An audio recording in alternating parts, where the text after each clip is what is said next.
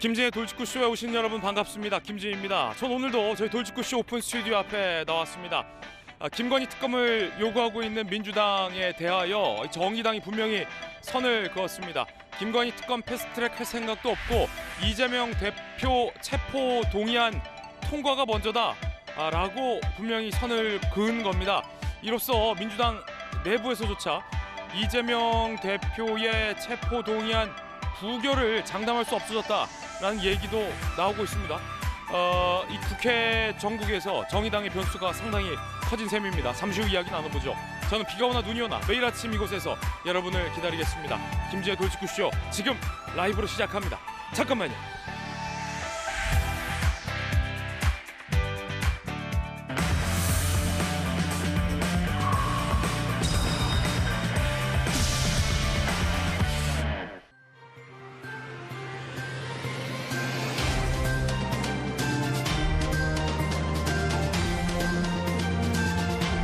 신문 읽어주는 남자입니다. 정의당 내에서 민주당의 이중대 역할 하지 않겠다라는 얘기가 여러 신문에 보도되고 있습니다.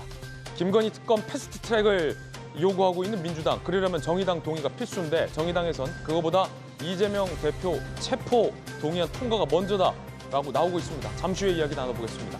오늘 조간신문 4가지 키워드 준비되어 있습니다. 자, 먼저 첫 번째 키워드부터 살펴보겠습니다. 첫 번째 키워드는 이겁니다. 저격. 오늘 동아일보 오면이 쓰고 있습니다. 어떤 저격일까요? 사진 한번 보시죠. 대통령과 별거 당대표 안 된다. 사진에선 이 4명의 당대표 후보들이 웃고 있지만 오가는 말들은 상당히 살벌합니다. 줏대 없는 대표는 총선 필패다. 김기현 후보는 안철수 후보를 겨누어서 대통령과 별거 당대표라고 저격했고 안철수 후보는 김기현 후보를 겨누어서 줏대 없는 대표라고 저격을 했습니다. 여당의 전당대회 이슈에서 불거진 이 탄핵 발언 논란 2라운드도 상당히 점입 가경입니다. 잠시 후 이야기 나눠보죠. 이어서 두 번째 키워드입니다. 두 번째 키워드는 반발. 경향신문이 오늘 오면에 쓰고 있습니다. 누구의 무엇에 대한 반발일까요? 독자 노선을 택한 정의당, 이재명 체포 동의안에 찬성하겠다라고 밝혔습니다. 더 나아가서 상당히 적극적입니다. 이재명 대표 대선 때 했던 공약, 특권 내려놓겠다, 지켜라라는 겁니다. 민주당의 특검 계획이 정의당이란 엄청난 암초를 만났습니다. 그뿐만 아니라 이 대표의 체포 동의안 이 여부도 상당히 불투명해졌다라는 민주당 내부의 여론도 있습니다. 검찰에선 이재명 대표에 대해서 영장을 청구할 방침을 검토 중이라고 하고 있는데 정의당이 이 대표 체포 찬성을 들고 나오면서 과연 어떻게 될지 잠시 후 이야기 나눠보겠습니다. 이어서 다음 키워드입니다. 세 번째 키워드는 일침. 한국경제가 오늘 오면에 쓰고 있는 기사입니다. 함께 보시죠. 많은 국민들이 느끼실 겁니다. 우리들은 금융권, 은행의 금리 인상, 고금리로 고통이 커지고 있는데 은행들은 역대급 성과급에 수억, 퇴직금에 잔치 열렸네. 대통령이 작심 비판했습니다. 국민들의 고통은 큰데 은행들만 좋으면 안 되지 않느냐라는 취지의 윤 대통령의 일침. 과연 이 금융권은 어떤 대책을 내놓을지 궁금해집니다. 금리 인상 때문에 어쩔 수 없다라고 하지만 국민들이 고통받는 모습을 지켜보면서 자기네들끼리 배불리고 박수치고 파티 벌이면 안 되지 않습니까? 이어서 다음 키워드입니다. 네 번째 키워드는 덜덜. 어떤 기사길래 손이 덜덜 떨릴까요? 중앙일보입니다. 10,000원이 훌쩍 넘은 점심값. 금리도 올랐고요. 물가도 살벌합니다. 직장인은 무섭다. 런치플레이션, 인플레이션과 런치, 점심값을 합친 런치플레이션에 직장인들 고통이 커지고 있다고 합니다. 경기권에서는 5.7% 점심값이 인상됐고 서울에서는 33.8% 점심값이 인상됐다는 통계도 나왔습니다. 점심 평균 통계 9,180원에서 12,285원으로 급 상승을 했습니다. 10,000원 내 해결할 수 있는 점심이 굉장히 드물어졌다. 직장인들의 고통입니다. 한 직장인은 오늘 중앙일보 기자와 인터뷰에서 월급의 절반이 점심값으로 나가는 것 같아요. 라고 얘기했습니다. 월급의 절반 점심값 떼주고 나머지 절반은 은행에 이자로 주면 뭐 먹고 삽니까? 지금까지 신문 읽어준 남자였습니다.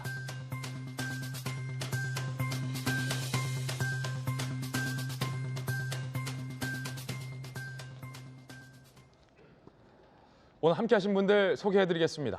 검찰 출신의 변호사 김광삼 변호사, 국민의힘의 수석 대변인을 맡고 있는 박정하 의원 나오셨습니다.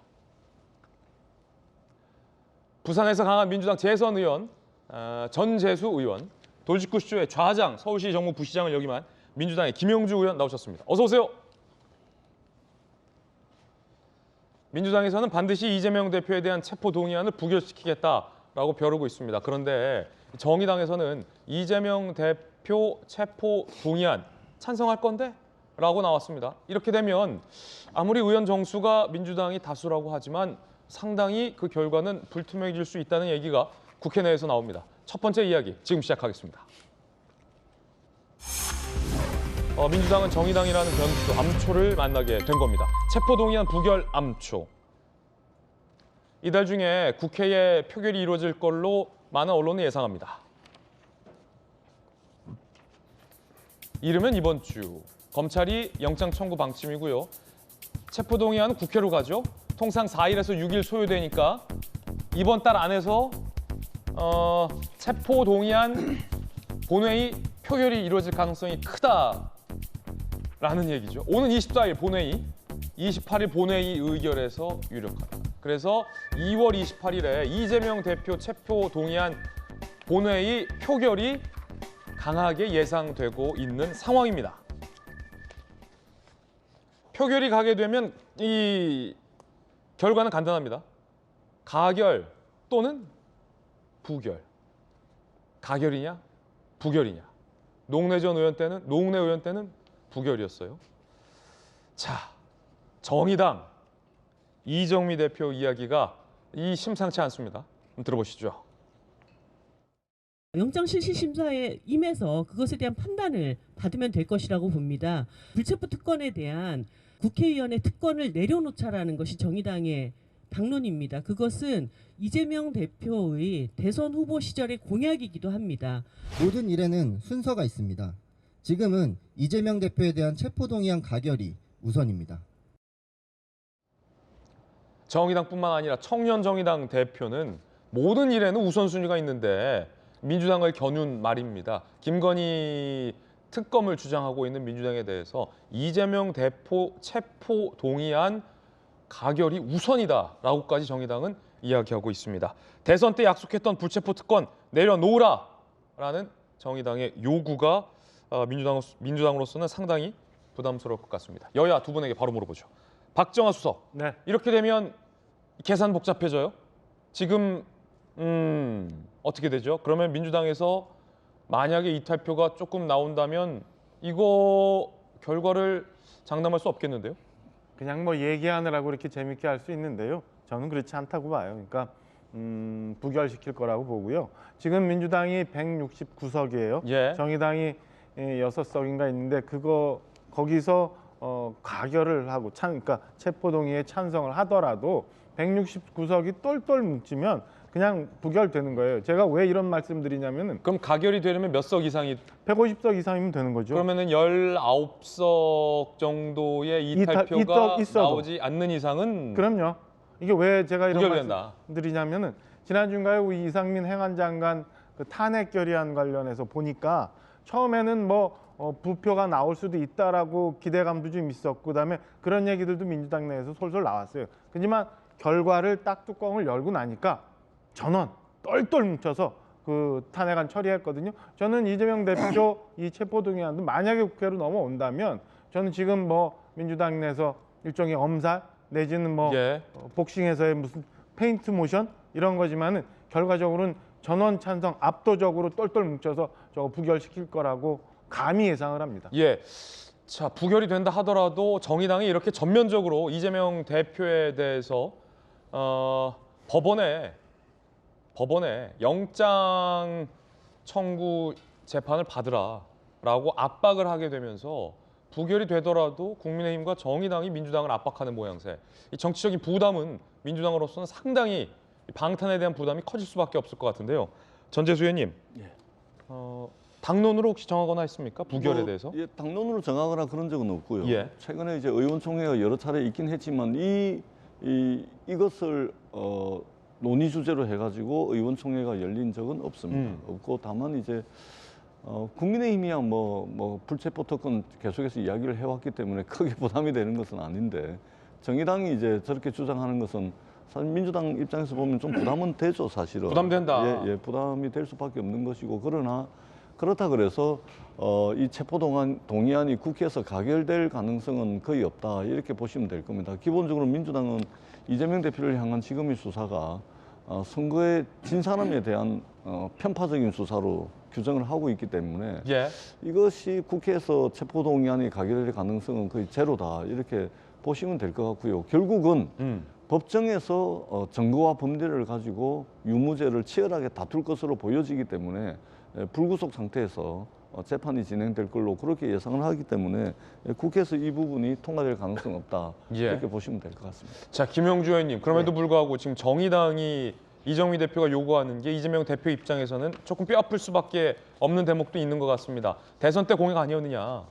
그런데 상황이 바뀌어서 본인이 체포에 어떻게 보면 위기에 정치적인 코너에 몰리게 되자 대선 공약을 포기하게 되는 건 아니냐라는 게 사실 이정미 대표의 뭐 비판 아니겠습니까? 네. 이제 총선을 앞두고 있죠. 정의당은 굉장히 계속 어려워지고 있습니다. 이 어려워진 과정에서 정의당이 판단한 것은 두 가지 중에 하나일 거예요. 하나는 어쨌든 민주당은 부패한 정당이라는 이미지를 가지고 진정한 의미에서 깨끗하고 개혁적인 정당은 정의당이다. 이런 얘기를 하고 싶은 거고 따라서 계속 여야 모두가 할 것 없이 모두가 특권 내려놓기를 얘기하지 않았느냐. 그랬던 장본인이 즉 이재명 대표 본인 스스로가 100% 동의한다라고 하는 불체포 특권에 대해서 본인이 썩 말을 안 하면서 뭉개는 것에 대한 공격이고 두 번째의 가능성은 노란 봉투벽과 관련된 협상안을 통해서 강하게 민주당에게 부결에 대한 가결에 대한 압박을 하면서 딜을 할 수 있는 그러나 두 번째 길을 간다는 것은 완전 정의당이 망가지는 길을 가는 겁니다. 마치 지난번 연동형 비례제에 대해서 정의당이 동의해 줬지만 네. 그 이후의 선거에서 정의당 스스로 뒤통수를 맞았다라고 자평할 만큼 네. 정의당이 굉장히 험난한 길로 빠져들지 않았습니까? 네. 그래서 그런 측면에서 종합해 본다면 어쨌든 뭐 결과적으로는 방금 우리 두 의원님께서 말씀하셨습니다만은 이 부결될 가능성, 즉 가결 가능성이 별로 없는 가운데서 정의당은 자기 원칙만 강조했다 그렇게 봐야 될 것 같습니다. 예, 이렇게 되면 어떻게 됩니까? 이제 국민의힘만 민주당을 압박했던 것과 사실은 정의당이 왜 특권 내려놓기 약속을 지키지 않느냐라며 법원에 가서 이 체포가 적정한지 여부를 판단받으면 될 것 아니냐라는 어찌 보면 굉장히 원칙적인 이야기를 했는데 이에 대한 민주당의 어떤 대응은 이건 야당 탄압이기 때문에 특권을 행사해야 된다, 방탄을 행사해야 된다라는 논리 아니겠어요? 그 이후에 부결된 이후에 어떤 정치적인 부담이랄까요? 그래서 지금도 속으로는 그런 부담이 있는 거죠. 그러니까 뭐 겉으로야 똘똘 뭉쳐서 다 뭐 표결에 다 붙자를 할지언정 결과적으로 이거는 개인 리스크 아니냐. 당 전체를 리스크에 올려가는 것에 대해서 굉장히 부담을 느끼는 의원들이 말하자면 3분의 1에서 말하자면 더 나아가서 많은 수가 될 수 있거든요. 이제 그런 면에서 그런 지적이 굉장히 뼈아픈 지적이다 그렇게 봐야 될 것 같습니다. 그렇군요. 자, 그렇다면 한동훈 법무장관과 이재명 대표는 체포 동의안 표결에 앞서서 각각 발언을 하게 될 겁니다. 그렇게 되면 한 장관으로선 아니 정의당도 체포 동의안을 통과시켜서 법원에서 판단을 받아보라고 하지 않느냐라고 발언할 가능성도 상당히 있죠. 이에 대한 이재명 대표는 과연 뭐라고 소명을 할지도 입장을 밝힐지도 상당히 궁금해집니다. 어제 일단 불체포 특권 포기할 생각 있냐라는 질문을 이 대표는 받을 수밖에 없었습니다. 기자들로부터요. 자, 답변을 뭐라고 했을까? 이게 문제입니다. 한번 들어보시죠. 영장 청구된다는 전망이 있는데요. 불체포 특권을 포기하실 생각 혹시 있으신지? 지난 검찰 조사 과정에서 좀 불합리한데 이런 부분 없었을까요? 불체포 특권을 포기할 생각이 있느냐, 즉 정의당의 요구를 받아들일 생각이 있느냐라는 질문에 아무런 답변을 하지 않았습니다. 과연 이재명 대표는 어떤 생각일까요? 불체포 특권 그리고 특권에 대한 이재명 대표의 과거 발언들이 있었습니다. 그런데 그 발언이 조금 변했습니다. 특권 내려놓자고 계속했는데 반대하는 거 아니죠? 100% 찬성하고요. 네. 국민의힘이 당론으로 정해서 추진하라니까요. 저희 100% 찬성할 테니까. 찬성한다. 저처럼 십수년 보수 정권으로부터 탈탈 먼지 털듯이 털려도 아무 문제가 없는 깨끗하게 살아온 사람이 왜 방탄이 필요하겠습니까? 불체포 특권과 관련해서 말씀하셨던 대로 내려놓으실 뜻이 있으신지 여쭙습니다. 경찰복을 입고 강도 행각을 벌이고 있다면 과연 어떻게 판단할지 이런 것은 또 상황이 다르기 때문에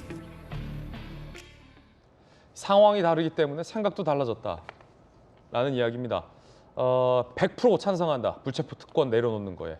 내가 방탄이 왜 필요하냐라던 이재명 대표의 발언이 지금 보니 조금 달라진 게 아니라 많이 달라진 것 같습니다. 김광선 변호사님 검찰 출신이시잖아요. 네. 어떻게 보십니까? 이재명 대표의 생각 완전히 바뀌었나요? 뭐 이재명 대표가 뭐 대선 과정이랄지 그 이후에도 보면 뭐 기존에 했던 말은 뭐 손바닥 뒤집듯이 이제 바꾸는 게 하도 많아서 뭐 저건 좀 새롭게 느껴지진 않아요. 그런데 본인의 이야기도 기존에 이제 불체포 특권을 없애야 한다고 그렇게 쭉 얘기를 했었고, 그런데 본인의 어떤 위치가 불체포 특권과 관련이 되는 거예요. 그런데 지금 이재명 대표의 어떤 모순적인 그런 말들이 그전에 이제 불체포 특권을 이제 없애야 한다는 그것뿐만 아니라 본인은 계속적으로 본인과 관련된 모든 수사에 대해서 검찰의 수사에 대해서 다 소설이라고 그랬잖아요. 그리고 조작이라고 그랬잖아요.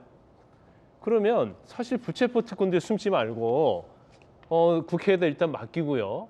국회에서 만약에 부결이 너무 뭐 단일되고 그런 얘기 하지 말고 국회에다 맡기는 거예요. 그리고 원칙적으로 하면 본인 이제 진검승부를 해야죠. 소설이라고 한다면. 그래서 난 불체포 특권 포기하겠다 하고 영장 심사에서 진검승부를 해야 하는 거예요. 아무리 검찰이 뭘 하고 그다음에 법원이 뭐 비판을 많이 하지만 소설 쓰고 시나리오 쓴 걸 법원에서 영장을 발부하겠습니까? 그럼 본인이 법원에 가서 영장 심사 받고 영장을 기각시켜야 돼요. 이게 진짜 소설이라면 법원에서 영장 안 내줄 거다. 100% 기각되죠, 영장이. 소설이라면? 그렇죠. 법원에서 뭐 재판장이 정말로 법적인 양심이 있고 제대로 판사라고 한다면, 제대로 된 판사라고 한다면 100% 기각되는 거 아니에요? 그럼 당연히 법원 가서 기각시키면 검찰에 엄청난 후폭풍이 있어요. 가정입니다만 만약에 이재명 대표가 정말로 탁 와서 특권 방탄 내려놓겠습니다. 나는 자신 있습니다. 나는 나에게 어떠한 방탄 특권 적용하지 않겠습니다. 국회 선택에 따르겠습니다. 하고 만약에 찬성이 돼. 그래서 법원에 가서 탁 이재명 대표가 자신의 논리를 펼쳐요. 그래서 법원이 만약에 체포영장 기각하게 되면 이재명 대표의 어떤 정치적인 이 위치는 엄청나게 올라가고 검찰의 상황은 굉장히 공공해지겠군요. 그렇죠. 정치적 유상이 엄청 올라가고요. 민주당이 다음 총선에서는 거의 승리할 거예요. 왜냐면 굉장히 좋은 수 아닙니까? 그럼 이 대표에게? 그렇죠. 엄청난 수죠. 그러니까 이제 본인이 이제 대권을 꿈꾸고 있고 그다음에 가장 야당의 대표적인 정치 리더 아닙니까? 그러면 적어도 진검승부를 해서 승부수다. 그렇죠. 승부수를 던지는 게 맞다고 봐요. 근데 지금 그렇지 않고 뭐 당대표하고 국회의원하고 하면서 불체포 특권 뒤에 숨어가지고 부결시키고 어떻게 해서든지 진검승부를 회피하려는 저런 모습 자체가 진정한 정치적 리더로 보이지 않는다는 거예요. 그래서 본인의 말에 대한 언행 일치도 있어야 할 뿐만 아니라 본인도 살고 민주당도 살려고 그리고 자신이 그렇게 싫어하고 검찰의 수사가 조작이라는 걸 입증하려고 하면 법원에 가서 영장 심사를 받으면서 영장을 기각시키라는 거죠. 지금 계속 민주당도 마찬가지로 증거가 하나도 없다고 얘기하잖아요. 증거 나온 게 하나도 없다고 전부 다 이구동성이 얘기해요. 그럼 100% 영장 기각되죠. 증거가 하나도 없으면 영장은 100% 기각된다. 지금 방송이고 민주당이고 무슨 증거가 나온 게 하나도 없다고 매일 얘기하고 최고위원회에서 얘기하잖아요. 그럼 법원에서 영장 발부하겠어요. 증거 하나도 없는데? 근데 왜 숨냐 이거예요. 그리고 참 제가 볼 땐 좀 답답한 면이 좀 있어요. 혹시 뭐 이제 검찰의 이 수사를 야당 탄압이라고 민주당에서는 인식하고 있기 때문에 이런 방탄도 필요하다라는 판단을 할 수 있을 것 같은데 혹시 그럼 법원에 대해서도 민주당 지도부 특히 이재명 대표를 중심으로 법원에 대한 불신도 있다고 보세요, 그러면? 근데 이제 법원에 대한 불신이 사실은 이제 곽상도 전 의원에 대한 재판이 나오면서 이제 약간 뭐 그런 것은 또 무시할 수는 없을 거예요. 그렇지만 영장 전담 재판부가 뭐 이런 걸 정치적으로 해설이랑은 보지 않죠. 더군다나 증거에 대한 가치 판단이 있을 건데 더군다나 아무리 예를 들어서 사법부에 대한 불신이 있다 하더라도 증거가 없는데 어떻게 영장을 발부하겠어요, 법원에서. 전혀 없는데. 그렇기 때문에 그 사법부에 대해서 지금 야당도 마찬가지, 여당도 마찬가지죠. 자신들이 원하는 판결이 나오면 사법부 잘했다고 박수 쳐주고요. 감사하다고 얘기하고, 원하지 않는 판결이 나오면 사법부가 잘못됐다, 재판부가 뭐 정치적 편향성을 가지고 있다, 이렇게 공격하지 않습니까? 그런데 2심, 3심 또 있잖아요. 그래서 1심이 됐건 2심이 됐건 일단 재판의 결과가 나오면 존중을 해야죠. 물론 그 이유에 대해서는 좀 비판을 할 수는 있다고 봐요. 그렇지만 과도한 사법부를 흔들기는 사실 바람직하지 않다, 이렇게 봅니다. 정의당에서는 민주당이 요구하고 있는 김건희 특검 패스트트랙보다 이재명 대표에 대한 이 체포 동의안이 우선이다라고까지 압박을 하고 있습니다. 즉 민주당이 주도하고 있는 이 패스트트랙 국면이 일정 정도의 어떤 국면 전환을 위한 정치적 노림수가 있다라고 정의당은 판단하고 있는 것 같습니다. 그렇다면 정의당이 이렇게 나옴에 따라서 민주당 내부에 있는 소위 비명계 의원들은 이 체포 동의안 표결에, 왜냐하면 이게 익명이기 때문에 누가 어떤 표를 던졌는지 모른단 말이죠. 그 비이재명계 의원들은 어떤 선택을 할지가 궁금합니다. 숫자를 제가 좀 세봤는데 비이재명계 의원들이 한 10여 명, 전 대표님, 한 10여 명 되거든요. 어떤 기준에 따라서 좀 달라질 수 있겠으나, 자 일단 그 비이재명계 의원들은 어떤 선택을 할까와 관련하여 김남국 의원, 친이재명계 의원은 이렇게 얘기했습니다. 많은 의원님들의 의견이 그러신 것 같더라고요. 그러니까 이 수사 자체가 정당성이 없다. 이른바 비명계라고 불리는 분들도 이건 부결이다, 체포동의안. 공개적으로 말하기 어려운 불만이 있으신 거는 있는 것 같긴 하지만 적어도 진술을 믿기가 어렵다, 그렇게 그래요? 보시더라고요. 이 친이재명계 의원 김남국 의원조차도 비이재명계 의원들의 불만은 좀 있는 것 같다라고 얘기하고 있습니다. 전재수 의원님, 비명계가 한 15명 되지 않습니까? 글쎄 그 숫자를 뭐 살려봐야 알겠습니다만. 근데 중간지대도 좀 있고. 비명계가 불만이라기보다 이제 다른 목소리죠. 다른 목소리. 네, 그러니까 이제 현안에 대해서 이제 다른 목소리가 당내에 있는 것은 그것은 정상적인 것이죠. 근데 이게 비명 친명을 떠나서 이건 체포동의안은 국회에서 통과되기 어렵습니다. 제가 누누이 말씀을 드리지만 죄 없으면 당당하게 나가서 저 구속영장 심사받아라, 이래 말씀을 하시는데 그거 그렇게 보기에는 검찰이 지금 과도하게 수사하는 측면이 분명히 있지 않습니까? 아니 공정한 수사고 검찰권이 정말로 절제된 상태에서 검찰 권한이 행사가 된다면, 그리고 어떤 혐의에 대해서도 추상과도 같이 얼음장과도 같이 같은 기준과 잣대로 검찰권이 행사된다면 당연히 그렇게 해야죠. 근데 지금 그렇게 됩니까? 그렇게 안 되고 있다는 것이 국민 절반의 생각 아닙니까? 그런데 거기다 대고 당당하게 나가라, 안 나가는 것은 당당하지 못하고 범죄 혐의가 있기 때문에 그런 거다, 이렇게 말씀을 하시면 저는 손바닥으로 하늘을 가리는 거다, 이렇게밖에 볼 수 없다는 말씀을 드리고요. 이 부분은 결국은 법정에서 판가름 날 겁니다. 검찰은 입증 책임이 있는 것이고요.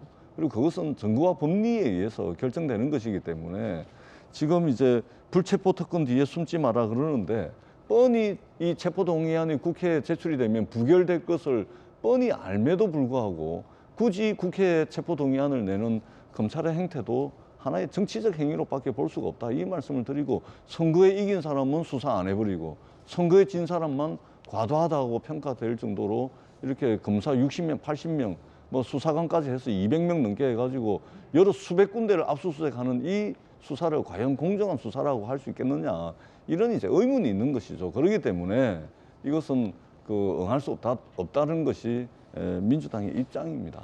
많은 의원들이 부결을 전망하지만 정의당조차 전면적으로 이재명 대표 체포동의안 가결을 얘기하고 나오자 민주당 내부에서 일각에서는 이 숫자 단속에 나서는 기류 또한 감지되고 있습니다. 이 진성중 원내수석 부대표의 발언인데요. 함께 보시죠. 마땅히 부결하는 게 당의 총의. 체포동의안 제출되면 당내 의견 모으고 확인할 생각이다. 당론으로 결정할 수도 있다. 라는 이야기. 전재수 의원님과는 조금 다소 다른 이야기를 원내수석 진성중 부대표는 이야기를 합니다. 당론으로 결정할 수도 있다. 그러니까 의견 모으고 확인하겠다. 원내수석 부대표 생각은 꼼꼼히 따지겠다는 거예요. 이게 익명이기 때문에 박정호 수석 MB 때 청와대 계시잖아요. 쭉 국회를 봐보시면 지금도 당에서 이제 수석 부대표신데 당연히 부결이죠. 라고는 얘기하는데 면전에서 의원들이 뒤로 가서 어떻게 표결할지 이게 모른다는 거예요. 사실은 이게 익명투표기 때문에 어떻게 될지 모르죠. 그 어떻게 될지 모르는 거를 사실은 좀 보고 싶어요. 어떻게 될지 모르는 의외의 결과가 나오는 걸. 그리고 어쩌면은 진성준 원내수석 저렇게 얘기하지만 내부적으로는 그냥 다소의 불만이 아니라 정말 부글부글 끓고 있는지도 모르겠어요. 왜냐하면 이게 아무리 원내수석 부대표지만 원내수석 부대표가 아니라 원내수석이 물어봐도 원내대표가 물어봐도 의원들 사실 잘 얘기 안 해줘요. 내가 그러니까 재밌는 농담 비슷하게 하면은 당내에서 의원들이 원내대표 선출할 때 보면은 가령 전체 의원 수가 100명이면은 전체 아침에 예상표가 한 300표 정도 나온다는 거예요. 어디로 튈지 모르기 때문에. 그러니까 진성준 의원도 저렇게 얘기를 하는데요. 저는 사실은 두 가지가 좀 평가하고 싶은 부분이 있어요. 하나는 정의당이 저렇게 그 불체포 특권에 대해서 좀 내려놓고 제대로 처리하자라고 얘기한 건에 대해서는 저는 이 체포동의안이 넘어올 경우 어떻게 될 결과와는 상관없이 그래도 높게 평가합니다. 그게 사실은 국민들로부터 정치권이 신뢰를 받을 수 있는 거거든요. 저게 바로 정의고 저게 아주 우리 사회를 유지하는 아주 기본적인 거예요. 그러니까 지금 국회의원들이 갖고 있는 저 불체포 특권, 또 하나는 그 면책 특권, 왜 발언에 대한 면책 특권 있잖아요. 이런 건 좀 이참에 좀 한번 정리해서 없앴으면 하는 바람이 또 하나 있고요. 자, 두 번째는 하나만 더 하면 민주당 내에서 저 비명계라고 얘기하시는 분들이 그냥 또 저렇게 인정에 끌려서 아니면 그냥 흘러가지 말고 정말 한번 양심에 따라서 헌법에 따라서 투표를 좀 한번 해줬으면 하는. 그래서 정말 국민들이 깜짝 놀 만한 결과가 좀 한번 나와봤으면 하는 바람이 좀 있어요. 자, 그런데 이 진성준 원내수석 부대표의 부결을 당론으로 정할 수도 있다라는 발언은 사실 당내에서 또 다른 논란이 될 수 있습니다. 지금 이 자리에서도 확인했듯이 민주당의 부산에 강력한 전재수 의원은 당론으로 정하는 건 옳지 않다라고 반대 뜻을 밝히셨고 당장 오늘 아침 민주당의 조응천 의원도 진성준 원내수석 부대표의 발언을 정면으로 반박했습니다. 부결을 당론으로 정하는 건 이건 또 다른 내로남불이 될 수 있다. 국회의원 특권 내려놓기 당이 계속 주장해왔던 건 아니냐. 그것과 반대로 가면서 반대로 가는 걸 당론으로 정하자고 어떻게 할 수 있냐라고 강하게 비판했어요. 강제 당론은 헌법과 국회법에도 어긋난다. 조응천 의원이 조금 전에 진성준 원내수석 부대표 발언을 비판했습니다. 만약에 이걸 당론으로 정한다면 부결을 비밀 투표이기 때문에 결론이 딱 안 맞아 떨어졌을 때 전체 의원 전원이 다 부결이 안 나왔을 때는 책임 추궁 국면으로 갈 수 있기 때문에도 부적절하다. 또 내로남불 사례가 된다. 그리고 결정적으로 이렇게 얘기했어요. 부결이 마땅하냐라고 묻는다면 체포동의안 내용 보고 판단하겠다. 라고까지 조응천 의원은 얘기하고 있습니다. 김영주 의원님, 민주당의 또 17대 국회의원 하셨던 선배 의원으로서 지금 진성준 원내수석 부대표 지도부는 부결을 당론으로 정하고 당론까지는 아니더라도 꼼꼼히 확인하겠다고 하고 있고 우리 전재수 의원이나 조응천 의원 같은 경우도 그걸 왜 당론으로 정하냐. 뭐 약간의 논란이 되겠는데요. 그러니까 지금 현재 상태에서 가장 바람직한 것은 당론 결정까지 안 가는 차원에서 모든 사람이 붓자를 던지는 거겠죠. 당의 지도부 입장에서는. 근데 만에 하나 생각해 보십시오. 가결은 됐는데 151표로 가결됐다. 그랬을 때 아슬아슬하게. 민주당이 느끼는, 즉 그것이 무소속도 가짜를 던질 수 있는 거잖아요. 당 밖에 있는. 그러니까 169 빼기 20 정도가 붓자가 던져졌다라고 가능했을 예. 때 민주당의 틈이, 사실 우리가 그런 거 있잖아요. 조그만 큰, 말하자면 그 부서짐도 조그만 자국에서 시작된다고 하듯이 본격적으로 사실은 당내 갈등이 표출해진다라는 부분이거든요. 그거를 가장 현 지도부가 두려워하는 국면일 거예요. 그러면 실제로 지금까지 당이 주장해 왔던 말하자면 검찰 권력에 대한 대응이라고 하는 논리가 스스로 지킬 수 없는 논리라는 것이 확인되어 버리는 거죠. 제일 생각하기 싫은 모습이 아니냐. 그래서 최소한 당론까지 아니더라도 업소를 해서라도 어쨌든 168, 169까지는 가져가야 되는 것이 현 지도부의 입장 같습니다. 예. 자, 이게 사실은 비밀 투표인데 비밀 투표로 하기로 한 애초에 취지가 있을지인데 당론으로 정해버리면 과연 이 무기명 투표의 취지는 어떻게 되는 건가에 대한 논란도 향후 좀 예상이 됩니다. 자, 과연 이재명 대표를 향한 체포동의안 그 결과는 어떤 숫자로 어떻게 나올지 상당히 궁금해집니다. 그런가 하면 어제 박홍근 원내대표는 교섭단체 연설을 했습니다. 대표 연설을 했습니다. 그 자리에서 정의당을 향해서 김건희 특검은 반드시 관철시키고 요청할 거다라고 얘기를 했습니다. 들어보시죠. 대체 누가 대통령입니까? 불소추 특권이 김건희 여사에게도 적용됩니까? 김건희 여사는 제가 있어도 신성불가침인 것입니까? 민주당은 국민의 뜻에 따라 국민특검을 반드시 관철하겠습니다. 정의당도 우리 국민 다수의 뜻, 특히 정의당 지층의 뜻을 모를 리 없습니다. 정의당과 만나서 협의하고 또 요청드릴 예정에 있습니다.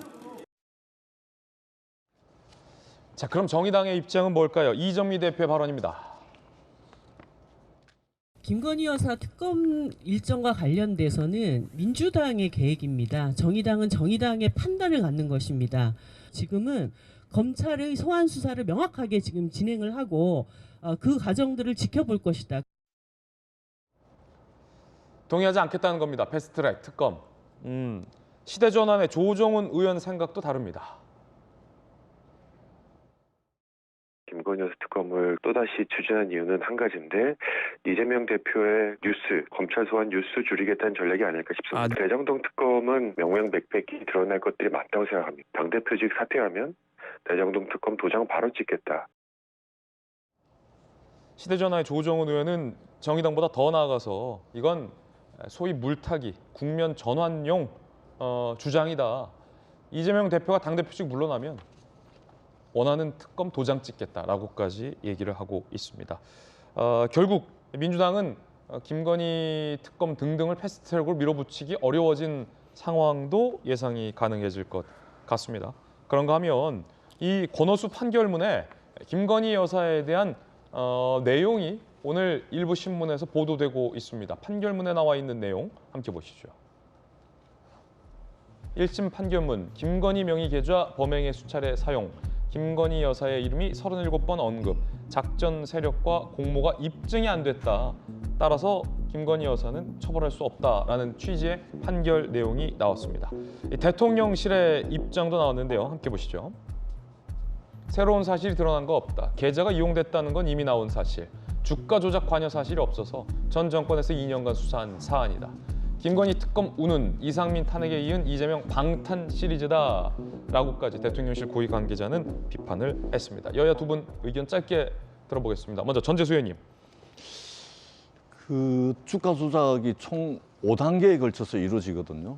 2009년 12월부터 2012년 12월 7일까지 이루어지는데 2009년 12월부터 2010년 10월 22일까지가 1차 주가 조작 사건인데 이것은 공소시효가 지났습니다. 범죄가 있어도 처벌하지 못하고 기소도 못하는 것이죠. 근데 2010년 10월 21일부터 2012년도 12월 7일까지 2차, 3차, 4차, 5차에 걸친 주가 조작 범행이 이루어지는데 여기에 김건희 여사의 계좌가 이용이 됐고 통정 매매를 했다라는 이제 그 정황들도 이제 제시가 되고 있는 것이죠. 그렇기 때문에 저 판결문에도 나오지 않습니까? 아직까지 입증해야 될 것이 남아있다. 그러면은 당연히 고소고발이 이루어진 상황에서 수사가 진행이 돼야 되겠죠. 근데 수사가 안 되고 있는 거 아니겠습니까? 선거에 이긴 대통령의 현직 부인이기 때문에 수사가 안 되는 것인지 이 부분에 대한 국민들의 분노가 있다라는 말씀을 드리고 대한민국이 법이 지배하는 국가, 헌법 11조에 만인이 법 앞에 평등하다는 것이 입증이 되려면 대선에서 승리한 대통령의 부인도 함께 수사가 진행이 돼야 된다. 이런 말씀을 드리도록 하겠습니다. 박정호 의원님. 일단은 두 가지를 정리하고요. 지난 정권에서 계속 탈탈탈 털어서 몇 년간 좀 수사를 해왔던 건이에요. 지난주에 법원 판결을 통해서 문제가 없다고 이미 법원 판결을 받았던 건이에요. 지금 와서 또다시 저렇게 얘기하는 거는 지금 저희가 인전에서 벌써 한 2, 3년 전부터 대장동 얘기하면서 계속 방송에 오고 있어요. 국회도 지금 꽁꽁 얼어붙어가지고 아무 일도 못하고 있어요. 그냥 이재명 대표 방탄 위에서 저렇게 이것저것 막 집어 던지고 있는 거라고 솔직하게 얘기해 주시길 바랬어요. 오히려 지금 민생도 못 챙기고 국회도 못 챙기고 사회 전체가 다 대장동에 묶여 있는데 이재명 대표 하나 살리자고 이 모든 걸 다 저렇게 얘기하는 게 저는 이제 민주당이 솔직하게 김건희 여사 특검 얘기하는 것도 뭐 다른 거 얘기하는 것도 다 이재명 방탄을 위해서다라고 솔직하게 얘기해 줬으면 좋겠다. 그리고 이 관련해서 보도 나오는 거 보면은 무슨 계좌가 이용이 됐다라고 얘기를 하는데요. 계좌가 이용이 된 건가? 주가를 조작하기 위해서 적극적으로 가담한 건 또 다른 문제거든요. 이걸 가지고 논란이 있다라고 얘기를 하는 거는 논란이 있다가 아니라 논란을 만들기 위해서 또다시 저렇게 이상한 얘기들을 국회에서 만들어내고 있는 거다라고 평가하고 싶습니다. 예, 첫 번째 이야기 전해드렸습니다. 이번엔 저희가 준비한 두 번째 이야기인데요. 오늘 언론 보도로 새로운 내용이 보도되고 있습니다. 앞으로 뜨거운 논란이 될지도 모를 내용인데요. 이재명 대표의 친이재명계의 좌장으로 분류되는 정성호 의원이 정진상, 김용 이 두 사람을 특별 면회를 갔다라는 내용입니다. 그런데 그 특별 면회에서 나누었다고 전해진 내용이 보도되면서 이재명 대표 측근이 이들을 회유한 것 아니냐라는 회유 논란이 강하게 일고 있습니다. 어떤 이야기인지 지금 시작하겠습니다. 정진상 특별 면회, 회유냐 아니냐 이게 논란일 것 같습니다. 자, 일단 이재명계, 친명계 좌장 정성호 의원이 수감 중인 정진상, 김용을 특별 면회 갔다. 이건 정성호 의원도 조금 전 입장을 통해서 인정한 바인데요. 어떤 대화를 나눴느냐가 향후 논란이 될 것 같습니다. 정성호 의원이 지난달 18일 장소 변경 접견, 즉 특별 면회를 갔습니다. 정진상 실장을 만났어요. 마음 흔들리지 마라. 조선일보 보도에 따르면 다른 알리바이를 생각해보라. 이대로 가면 이재명이 대통령이다. 장소 변경 접견, 이런 이야기를 했다라는 보도가 나온 겁니다.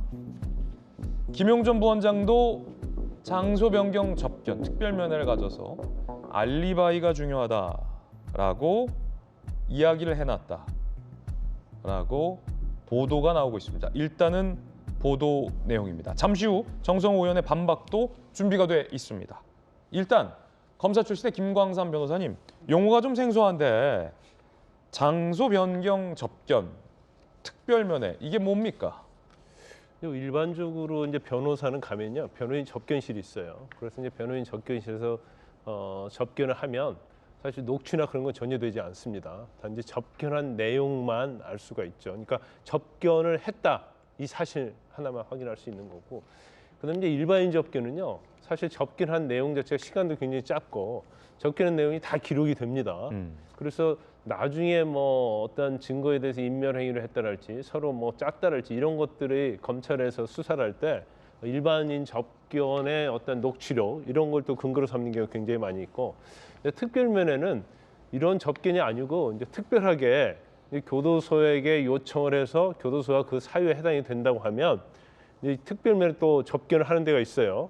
거기서 만나서 얘기를 하는 거예요. 거기는 이제 칸막이가 없는 장소고, 칸막이도 없고 대화도 녹음이 안 되는 장소예요. 녹취록이 전혀 안 되죠. 그래서 아주 자유롭게 얘기할 수 있고 대부분 이제 시간 제약을 두지 않습니다. 그래서 뭐 얼마든지 얘기를 할 수 있는데, 이제 경우에 따라서는 뭐 특별한 사항이 있는 경우에는 같이 배석했던 교도관이 그 내용을 적게 돼 있어요. 그래서 이번에 이제 특별면회가 보면 교도관이 아마 좀 내용이 이상하다 해서 적은 것 같아요. 마음 흔들리지 마라.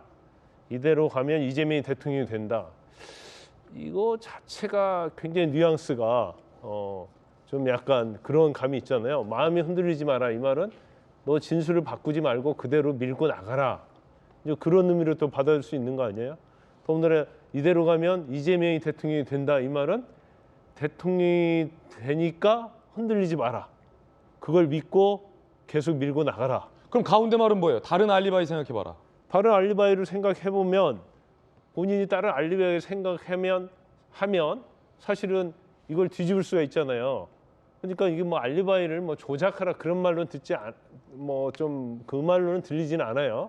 그렇지만 검찰이 지금 확보하고 있는 증거를 깰 수 있는 또 다른 알리바이, 이런 것들을 잘 생각해서 뭐 만들어내든지 아니면 복귀하든지 이제 그런 취지로 들려요. 그래서 이게 뭐 증거 인멸이 교사냐 이제 그런 논란이 있었는데, 이 내용으로 이제 그렇게 볼 수는 없어요. 왜냐하면 구체적이 하거든요. 뭘 없애라 할지 그래야 하고, 그다음에 이제 진술을 바꿔라 바꾸지 말라는 그냥 일반적으로 수사기관에서 조사받는 사람한테 하는 것은 죄는 되지 않아요. 단지 법정에 증언 나가기 전에 너 마음 흔들리지 말고 그 전에 있던 말 그대로 진술하라 할지, 그런 구체적으로 증언 내용과 개입을 알겠습니다. 하면 유증 교사가 될 수는 있죠. 김성태 전 쌍방울 회장 압송 다음 날 특별면허를 만났다라는 시점도 보도되고 있습니다. 그 시점도 상당히 논란이 될 걸로 보입니다. 김성태 전 쌍방울 회장은 아시다시피 검찰 조사에서 구체적으로 이재명 대표 측과의 연루에 대해서 진술을 하고 있습니다. 김성태 압송 다음 날 정성호 의원은 특별면회를 신청했다. 그런데 오늘 보도에 따르면 이 정진상 전 실장에 대해서 70차례 정도의 구치소 면회가 있었는데, 그중에서 장소를 바꿔서 칸막이가 없고 대화가 녹음되지 않은 이 특별면회를 정성호 의원이 유일했다고 합니다. 회유 논란입니다. 자, 그럼 정성호 의원 본인의 강한 반박도 준비되어 있습니다. 함께 나란히 보도 내용과 해당 당사자의 반박도 보여드리겠습니다. 인간적인 도리에서 면회한 것, 위로의 말과 조언을 한 것, 어떻게든 이재명과 엮어보려는 검찰의 행태 비겁하다 못해 애잔하다라고 강력하게 비판을 했습니다. 자, 그렇다면 녹음도 안 되고 칸막이도 없는 특별면회에서 나눴다는 저 대화는 어떻게 알려지게 된 걸까? 보도에 따르면 이 대화는 교도관이 배석해서 특이한 내용이 있을 경우 접견론을 작성하는데, 이 접견록에 작성이 된 걸로 전해지고 있다고 합니다. 정성호 의원의 반박도 들어보셨습니다. 김용주 의원님. 네. 마음 흔들리지 마라. 다른 알리바이 생각해보라. 이대로 가면 이재명이 대통령이다. 라는 말을 한 걸로 전해지고 있는데, 네. 회유입니까 아닙니까? 사실은 이제 지금 내용은 모르죠. 회유인지 아닌지. 그런데 실제적으로 보면 지금 현재 검찰이 갖고 있는 그 정진상이나 김용에 들이댈 수 있는 증거라는 것은 그 결과적으로 같이 술 먹고 그런 여러 가지 유동규하고 했던 그런 자범 수준의 자잘한 증거일 거예요. 돈을 사사롭게 받아가고 술 먹고 하는. 이제 그런 부분에 있어서 여전히 정진상과 말하자면 그 이재명 대표와의 관계가 충분히 이해는 되지만, 그러니까 심정은 있지만 물증을 찾지 못하는 상태이기 때문에 정성호 의원이 그런 부분에 대해서 혼자 안고 가라 그런 의미로 보여줄 수 있다라는 측면이 하나 있고요. 또 하나는 사실은 그런 부분에 있어서 애매한 부분에 있어서 지금 현재 본인이 아마 굉장히 괴로울 거예요. 정진상, 김용욱 사실은 들으미는 증거가 본인은 유죄가 엄청나게 차고 넘치니까 이제 그런 면에서 그런 부분이 있고 또 이 특별면회라고 하는 부분은 사실은 다른 사람들이 교도소 안에서 정진상, 김용욱 너 잘 나간다며 찾아오는 사람이 아무도 없네 그런 부분에 대한 문제의식도 있을 수 있어요. 그러니까 실제로 보면 국회의원들이 몇 명이나 찾아오고 그러면 사실은 특별면회를 하는 거거든요. 그러면 교도소 안에서도 어느 정도 내가 정말 중요도가 있는 사람이라 있는데 아무도 없었다라고 하는 것은 상당히 말하자면 정진상이나 김용조차도 흔들릴 수 있는 요소가 굉장히 크다. 그런 거는 분명한 사실인 것 같습니다. 자, 이제 여야 두 분께 질문 드리겠는데 정성호 의원은 물론 검찰이 내용을 각색해서 왜곡하고 있다라는 취지의 비판도 하고 있습니다만 보도에 따르면 이 교도관이 이제 배석을 해서 특이 내용만 이제 기록을 해두는 접견록에 이런 내용이 포함된 걸로 전해지고 있는 현재는 단계인데요. 박정호 의원님, 네. 정성호 의원은 오래전부터 같이 일했던 정진상, 김용욱이기 때문에 개인적인 차원에서 이제 위로의 뜻을 전한 것이다라고 해명을 하고 있는데 사실 정성호 의원도 이재명 대표가 의원 되기 전에, 대표 되기 전에 시장일 때, 지사일 때의 의혹에 대해서 잘못이 있는지 없는지 정확하게 모르잖아요. 그렇죠. 정진상 실장이 진짜 돈을 받았는지 검찰 주장대로, 정진상 주장대로 돈을 안 받았는지 정성호 의원은 모르잖아요. 그렇죠. 모르는 상황에서 마음 흔들리지 마라, 다른 알리바이 생각해봐라, 검찰은 증거가 없다, 이대로 가면 이재명이 대통령이다 라는 발언을 만약에 했다면 이건 적절합니까? 굉장히 부적절한 거죠. 그리고 뭐 단정적으로 얘기할 수 없어서 그리고 정성호 의원은 아니라고 얘기하니까 그런데 이게 증거, 다른 알리바이 생각해봐라.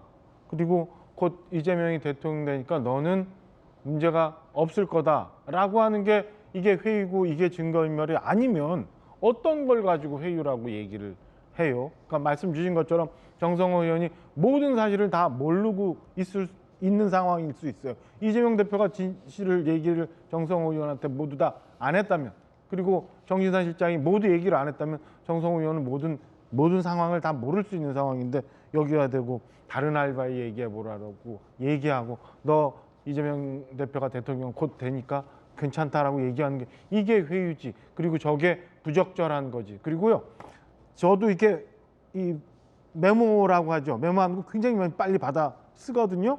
이게 녹취가 되지 않은 상황에서 이 받아 쓰는 거 쉽지 않은데 저 교도관이 메모해 놓은 게 저 정도면 사실은 그 안에 놓친 대화들이 얼마나 많을까라는 생각도 저는 들어요. 그러니까 상당히 많은 비중을 상당히 중요하게 얘기했기 때문에 저 교도관이 저걸 메모를 해놓을 정도죠. 그걸 가지고 무슨 검찰이 언론 플레이를 했다라고 얘기하는 건 잘못된 부분이라고 봐요. 저는 진실을 이제 얘기할 때가 됐다고 보고 또 하나 조금 엇나갑니다만 정진상 실장 정도도 저렇게 흔들릴 정도면 사실은 검찰이 조사하고 수사할 때 신변을 확보해갖고 조사하는 게 굉장히 중요한 거예요. 그러니까 이재명 대표에 대한 불체포 특권에 대한 일반적인 생각도 저는 이 건을 보면 다 알 수 있을 것 같아요.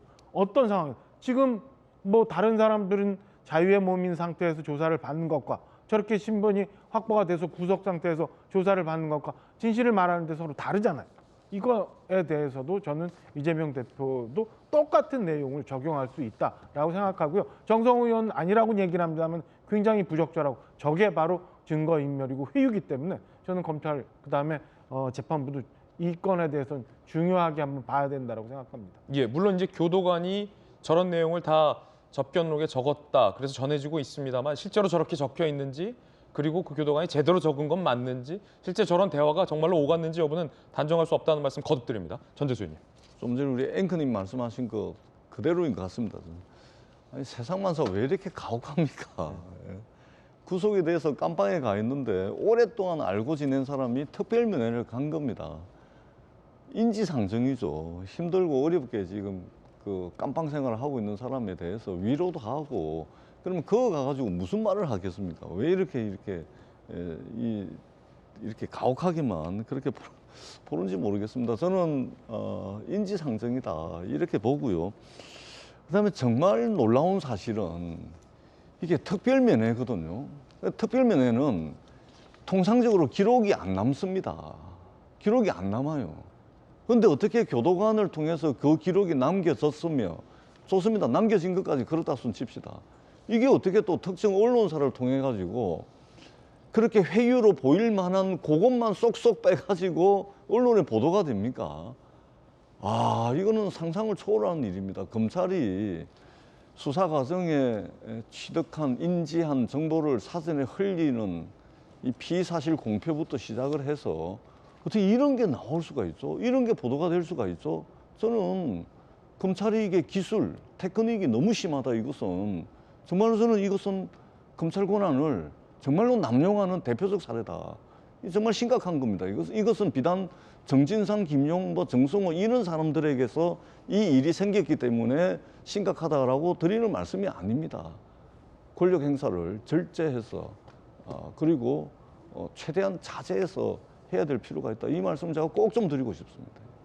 예, 전재수 의원님, 검찰이 뭔가 의도적으로 이거를 쏙쏙 빼내서 혹은 뭐 각색해서 흘렸다 이렇게 보시는 겁니까? 그렇지 않고서 어떻게 나오겠죠? 교도소는 검찰의 지휘를 받지 않습니까? 어떻게 보도가 됐죠? 그러면 보도된 부분에 대해서 어떻게 보도가 됐는지 그 경위를 이야기를 해야 되죠. 어떻게 이게 보도가 됩니까? 이것은 형사소송법이 정하고 있는 여러 가지 법 절차에도 맞지도 않는 겁니다. 이것은 대한민국 모든 국민에도 적용돼야 될 원칙인데 저는 굉장히 놀랍습니다. 정말 놀랍다는 말씀을 드리도록 하겠습니다. 자, 그런가 하면 이 정성호 의원이 과거 이 정진상 전 실장 등에 대해서 뭐라고 얘기했는지에 대한 발언도 준비가 돼 있습니다. 들어보시죠. 이재명 그 당대표와 정치 공동체는 정성호가 정치 공동체지. 김용, 정진상은 이재명 당대표의 시장 또는 도지사 때 그 심부름하던 참모들이었죠. 네. 정치적 관계는 아니라고 저는 생각합니다. 심부름꾼이었다. 정치적 공동체는 아니다라는 검찰의 어떤 기소 내용 일부를 반박하면서 나온 발언입니다. 심부름꾼이다. 그 심부름꾼을 정성호 의원은 특별 면회를 간 셈입니다. 자, 이 논란은 앞으로 좀 정치적으로 좀 꽤 파장이 클 것 같습니다. 후속되는 내용들과 각자의 추가 해명이 나오면 전해드리겠습니다. 자, 그런가 하면 쌍방울에서 이 거액의 달러가 밀반출되던 그 시점도 논란인데 이재명 대표가 북한에게 방북을 요청하는 공문을 작성하고 보내는 그 시점과 맞물려 있어서 상당히 논란이 되고 있습니다. 김광삼 변호사님 어떻게 보십니까? 대납 시점이 굉장히 좀 중요할 수 있겠죠. 왜냐하면 그냥 지금 김성태 진술 중에서 이제 특히 중요한 부분이 이재명 대표 관련해서 북한을 방문하는 대가로서 이제 300만 달러 지급했다는 거잖아요. 그래서 그와 관련해서 이미 필리핀에서 다 북한의 고위직들하고 다 회의를 하고 협의해서 이제 그렇게 정해진 거기 때문에 단지 김성태가 그냥 내가 300만 달러를 보냈다고 하면 모르는데 이 보낸 그러니까 경기도에서 2019년 11월 27일자로 이제 공문을 보낸 거예요. 이재명 대표가 방북할 수 있도록 협조를 해달라고 요청서를 보낸 거거든요.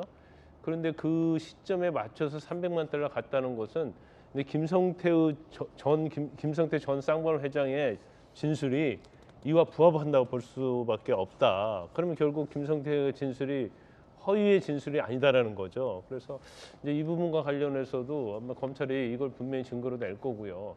또 그렇게 되면 다시 검찰에서 대북 송금과 관련해서도 이재명 대표를 또 조사하지 않을 수 없어요.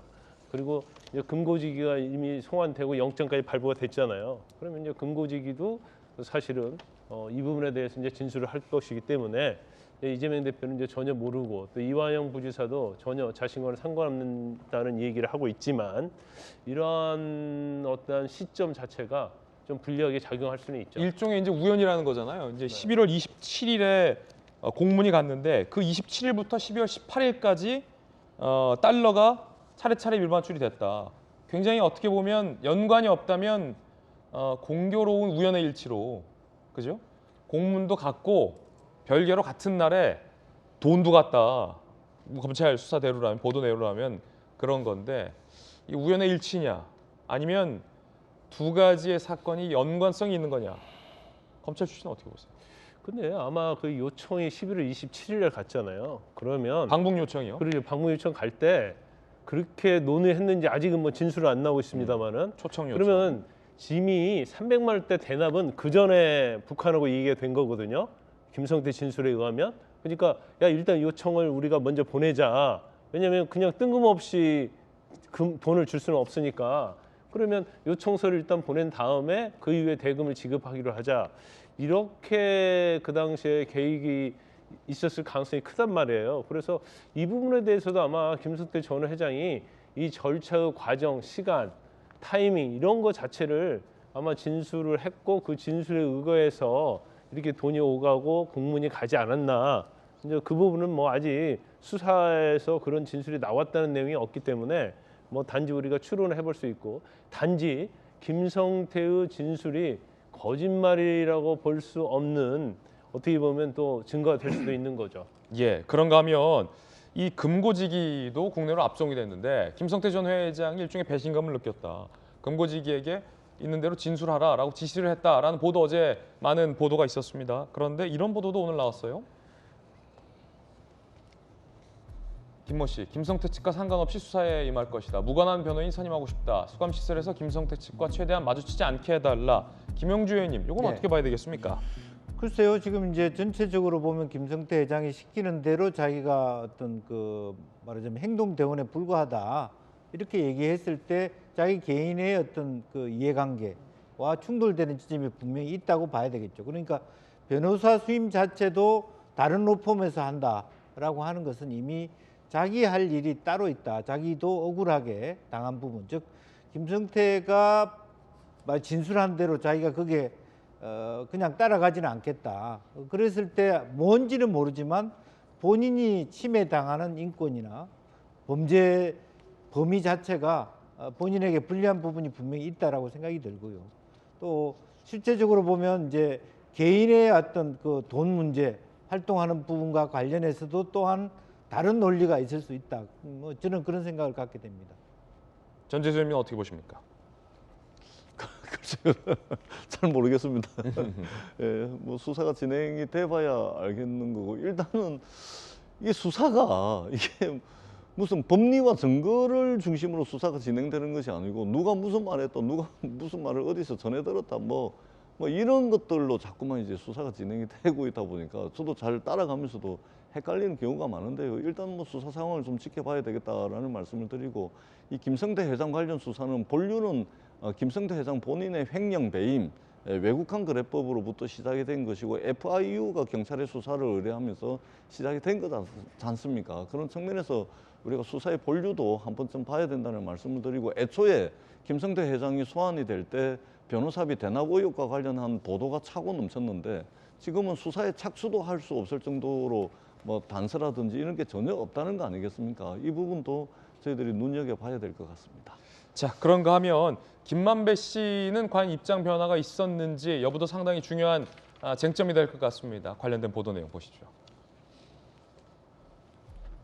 서울신문 보도에 따르면 지난달 대장동 공판 휴정 때 김만배 씨 남욱 변호사가 만났다는 겁니다. 너는 너의 길을 가. 알아서 잘 방어해. 몸은 괜찮나. 네가 너무 독하게 얘기해서 형이 곤란해. 힘들어. 라는 대화가 또 오고 갔다라는 겁니다. 휴정 때 잠깐 이제 만났던 모양이에요. 너는 너의 길을 가. 알아서 잘 방어해라. 몸은 좀 괜찮냐. 네가 너무 독하게 얘기해서 형이 곤란해. 힘들어. 박정호 의원님 어떻게 보세요?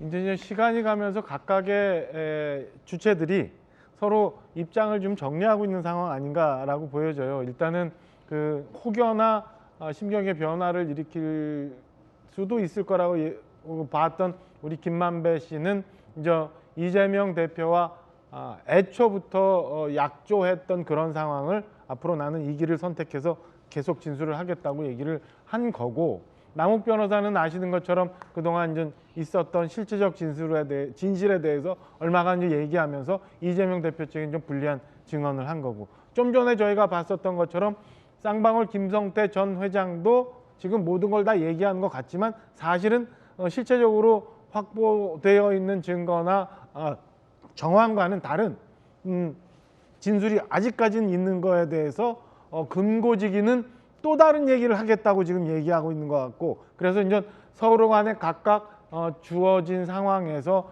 본인들이 어떤 입장을 가지고 앞으로의 수사와 재판에 임할 것인지 이런 이제 이해관계가 드러나는 그런 상황이라고 보여집니다.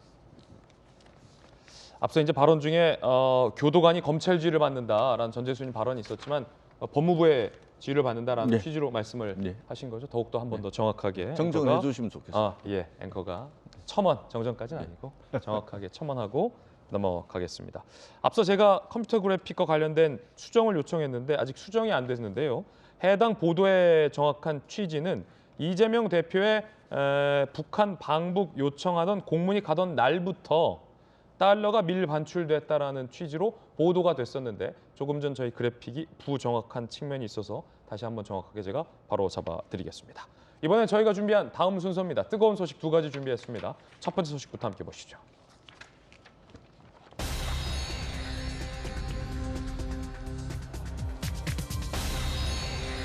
곽상도 의원 50억 무죄에 대해서 검찰이 항소를 제기했습니다.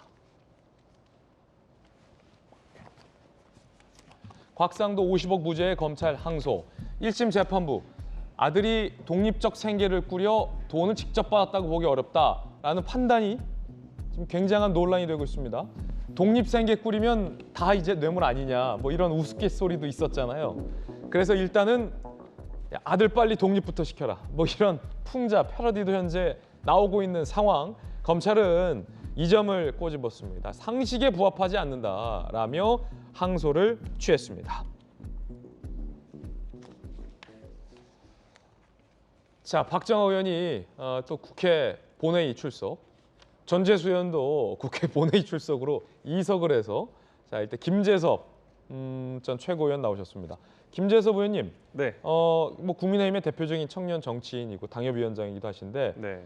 독립하셨습니까? 부모님 집으로부터? 네, 그럼요. 독립생계예요? 네. 조만에 결혼도 하기 때문에요. 다행이군요. 네, 다행입니다. 뭐 상속세도 안 내도 된다. 이제 독립생계면은 공무원들도 다 뭐 돈 받아도 되냐 이런 비판들 나오는 거 아니겠습니까?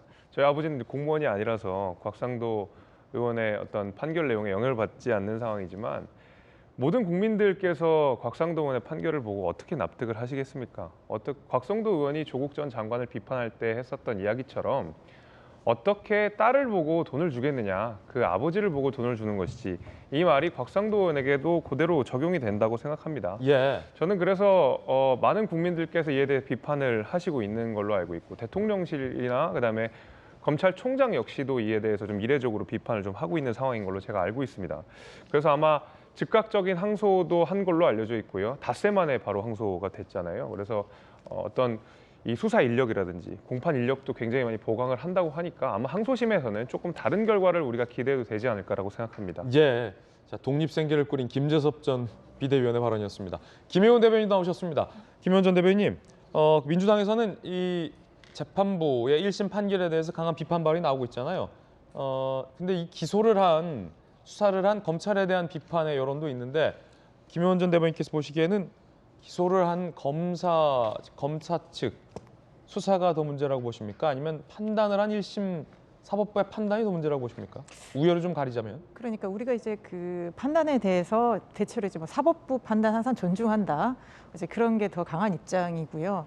근데 이제 판사라는 거는 결국은 검사가 기소한 내용을 바탕으로 판단을 하기 때문에 처음에 메뉴판에 올라온 것이 어떻게 올라왔냐에 따라서 판단의 결과가 달라질 수 있기 때문에 검사의 어떤 그 부실 수사랄까 의도된 축소 이런 것들이 훨씬 더 이 결과에 영향을 미치지 않았나. 그렇기 때문에 지금 이제 가뜩이나 이제 지금 검사에 대해서 견제받지 않는 무소불위 권력인데 그 전에 얼마나 도덕적으로 문제 이런 것들이 많았지 않습니까? 뭐 스폰서 검사랄지 심지어 지난번에 뭐 수사 검사들이 심지어 접대를 받았는데 이 곽상도 건과 관련돼서도 검찰에 문제가 있다. 어떤 점이 좀 더 문제가 있다고 보세요? 그럼 검찰의 수사와 관련해서. 그런 거죠. 그러니까 충분히 곽상도 의원의 그 문제에 대해서 제대로 지적을 했는가.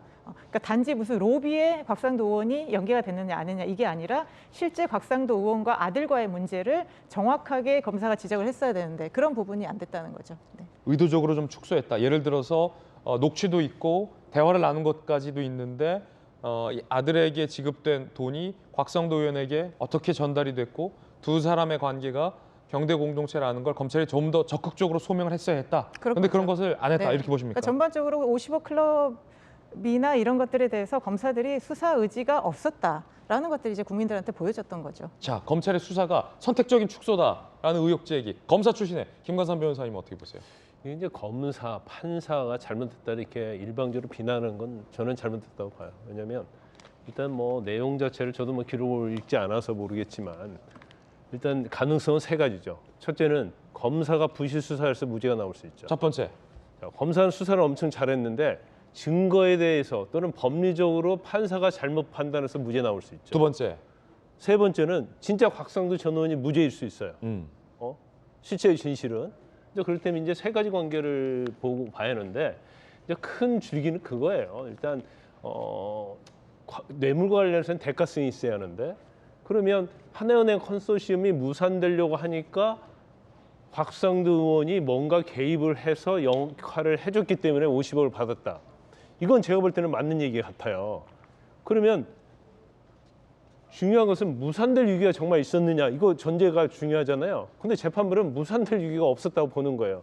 그러니까 아무리 전화를 하고 영향력을 행사했다 하더라도 사실은 죄가 되지 않는다는 거고 곽상도는 또 영향력 행사를 하지 않았다고 그러잖아요. 그래서 지금 이제 판결문에 좀 약간 부가적으로 설명한 부분이 잘못된 게 곽상도 의원과 아들이 뭐 경제적 공동체가 아니고 독립적 생활체다. 그 돈이 곽상도 전 의원한테 쓰이지 않았다. 이건 사실은 무죄의 본질이 아님에도 불구하고 이걸 적시를 한 거예요. 재판부가. 그렇죠. 근데 사실은 아들하고 곽상도 전 의원은 한결 행위를 해서 돈을 받는 데서 아들은 수단의 역할을 한 거거든요. 보조적 수단이에요. 도구예요, 아들은. 그렇기 때문에 이게 사실은 경제적 공동체냐 아니냐. 이것은 본질이 전혀 아님에도 불구하고 판사가 무죄라는 취지로 설시를 하는데 마치 이게 본질인 것처럼 설시를 해버리니까 이게 엄청난 여론도 나빠지고 여야 할 것 없이 이제 비판을 받을 수 있는 소지가 있는 거예요. 그래서 이제 제가 볼 때는 이제 항소심에 가면 대가성과 관련된 부분, 과연 영향력을 행사할 수 있었느냐 여부에 대해서 검찰이 또 보강 수사를 해서 제출을 할 것이고 또 2심 판사가 또 다른 판단을 할 수 있기 때문에 이게 바꿔질 가능성은 상당히 존재한다 이렇게 봅니다. 그렇군요. 자, 이번에 뜨거운 소식 함께하고 계신데요. 두 번째 소식 살펴보겠습니다. 관역이 보이고요. 이게 뭐죠? 김건희 여사, 윤석열 대통령 좀 가렸습니다만 얼굴이 좀 한동훈 법무부 장관의 얼굴이 관역으로 설치가 된 것 같습니다. 자, 한 진보 단체가 윤 대통령 퇴진 등을 요구하는 시위를 주도했던 단체가 이런 퍼포먼스를 한 겁니다. 윤 대통령과 김건희 여사, 한동훈 장관의 얼굴을 관역으로 세워놓고 이 초등학교 어린 학생들이 있는 데서 저기에 활을 쏘는 행사를 가진 겁니다. 윤상현 의원은 아무리 정치가 극단적으로 되고 있지만 이건 도를 넘어섰다라고 현재 비판한 상황이고요. 사회적 논란으로 현재 자리 잡은 상황입니다. 난방비 포탄 전쟁 위기, 깡패 정치, 친일 매국, 윤석열에게 활쏘기라며 한 진보단체가 마련한 퍼포먼스인데요. 여러분들은 어떻게 생각하십니까? 우리 정치가 동의하지 않은 상대가 있다 하더라도 저렇게 얼굴에다가 활을 쏴야 할까? 저는 이런 모습은 북한에서 북한 군들이 훈련할 때 봤는데요. 김영주 의원님 어떻게 보십니까? 방금 저도 느꼈는 북한에서 이렇게 소위 말하는 미제국주의에 대하여 소년들이 총쏘기하는 그런 모습인데 정말 저런 거는 있어서는 안 되죠. 저런 장면이 있어서는 안 되고 좀 또 뭐 민족위원회 이렇게 얘기하니까 굉장히 진보적인 단체인 것 같은데 사실은 우리 사회에서 가장 필요로 하는 게 정치 교육입니다. 누누이 제가 강조하지만 독일의 정치 연방 어떤 그 제도 같은 데는 실제로 보면은 다른 정당에 가서 정당 교육을 받기도 하거든요. 저 정당은 정치를 어떻게 교육하냐 그런 정도의 서로에 대한 소위 상호 이해를 바탕으로 정치적 토론과 쟁론, 대화가 있도록 해야지 저렇게 얘기하는 것은 매우 비교육적이고 또 비윤리적이라고 봐요. 그리고 실제적으로 보면 민주당도 각성을 해야 될 것이 계속 어떻게 보면 마치 민주당이 포화를 하는 정도가 저 바로 활을 쏘진 않았지만 저 직전까지 가 있는 모든 우리 사회, 물론 뭐 우리 사회 윤 대통령이나 윤 대통령의 측근이나 또 정치가 잘못되고 있까 비판할 수는 있지만 민주당이 일정 정도의 선을 그어야 되는 이유가 거기에 있습니다. 모든 공동체가 거기에 다 올인되고 있는, 모든 게 다 남 탓이 되는 그런 시대를 면하기 위해서 우리가 완전히 새롭게 가야 되는 이 시점에 있기 때문에 저건 법적으로 문제가 된다면 사실은 저거는 집시법 안에서 굉장히 그런 과도한 부분에 있어서는 좀 통제가 돼야 된다. 공권력의 통제가 필요한 영역이다. 저는 그렇게 봅니다. 이제 김재수 전 비대위원, 이 초등학교 아이들도 있었다고 하는데 보도에 따르면 아이들 앞에서 할 행동은 아닌 것 같은데요. 어떻게 보십니까? 기괴하죠. 기괴하다. 굉장히 기괴하고 저는 좀 끔찍하다는 생각까지 하게 됐는데 앵커께서 이제 모 진보 단체 이렇게 표현을 하셨잖아요. 근데 제가 이 촛불 행동이라고 하는 이 단체를 찾아봤는데 이들을 진보 단체라고 하기는 좀 그럴 것 같아요. 뭐 진보 참칭 단체라고 하면 제가 납득은 할 수 있을 것 같은데 여기가 저는 저렇게 좀 기괴한 행동들을 하게 되는 것이 애초에 이제 이들이 어떤 사람인가를 제가 좀 찾아봤더니 이들이 내놓은 선언문 같은 것들을 보게 되면 약간 체제 전환을 계속 시사하고 있거든요. 그 자유민주주의 체제에서 사회주의 체제로 전환했으면 좋겠다라는 내용들을 선언문에 담는 그런 단체였고요. 더 웃긴 것은 지금 저들이 그전부터 계속 윤석열 퇴진을 외치고 있는 단체거든요. 근데 재밌는 것은 윤석열 대통령이 취임하기 이전부터 만들어진 단체인데 그때부터 이미 슬로건이 윤석열 퇴진이랍니다. 그 얘기는 뭐냐면 윤석열 대통령이 아무리 잘하더라도 이들의 답은 정해져 있다. 윤석열 퇴진으로 정해져 있다라는 것이거든요. 그러니까 저런 식으로 굉장히 극단적인 행동들도 나올 수밖에 없는 그 단체 자체의 목적이 그렇게 있기 때문에 그렇습니다. 게다가 저번 달에는 더 기괴한 행동들을 했거든요. 예를 들면 윤석열 대통령이라든지 김건희 여사, 한동훈 장관의 조형물을 만들어가지고 거기다 부적을 막 붙이는 그런 상징 의식들을 계속 했었거든요. 부적이요? 예, 그런 행동들을 했던 단체이기 때문에 이들의 저런 굉장히 기괴하고 저열한 정치적 행동들은 우리가 용납해서는 안 된다. 어떤 뭐 우리가 정치적 행동이나 정치적 발언들을 보장해야 되지만 저런 극단적인 것까지 다시 정치로 끌어들어와서 심지어 어린아이들까지 이에 참여하게 하는 것은 스스로 반성해야 되고 여기도 우리 공권력이 정확하게 선을 그어주는 일들이 필요하다는 생각이 좀 듭니다. 김효은 대변인요. 그러니까 저는 그러니까 지금도 좀 저 화면을 보고 있으면 약간 섬뜩하거든요. 예. 진짜 아침에 가슴이 이렇게 서늘하다 이런 느낌인데. 그러니까 지금 대통령을 비판하는 사람들이 대부분 이제 세 사람을 많이 비판을 하고요. 그 중심에 이제 민주당도 있긴 한데 그렇다고 해서 저런 특정 단체가 저런 식으로 하는 것이 마치 말씀도 하셨지만 뭐 진보 단체도 아니면서 진보 단체 전체가 그런 것처럼 하면서 지금 가뜩이나 어떤 정치의 진영 대결을 지금 심화시키고 있고요. 여기에 대해서 정치권이 어느 일정 부분에 대해서 개입을 해서 발언을 해줘야 되거든요. 그러니까 정치권이라는 게 우리 사회에서 그 허용 한도를 어느 정도 정해주더라고요. 그래서 정치권에서 이런 단어를 쓰면 사람들은 그러면 이렇게 이 높은 수위로 우리가 뭐 대통령이나 다른 사람을 공격해도 되는 것인가 이런 기준이 되기 때문에 그런 부분에 대해서 명확하게 얘기를 해야 되고요. 저거는 지금 인형 형태도 되게 좀 특이하지 않습니까? 얼굴 형태도요. 그렇게 해서 저런 그게 필요하고요. 그러니까 시민사회가 제대로 나가기 위해서 정말 시민사회 전체를 무너뜨리는 저런 행동은 절대 없어야 된다. 예, 그렇습니다. 돌직구 발언이었습니다. 이번엔 저희가 준비한 다음 이슈입니다. 국민의힘 전당대회 당대표 누가 될까요? 네 분 중에 부부관계냐 대실관이냐 새로운 용어도 나오고 있는 상황입니다. 합동연설회 첫 합동연설회였는데요. 하이라이트 들어보시죠.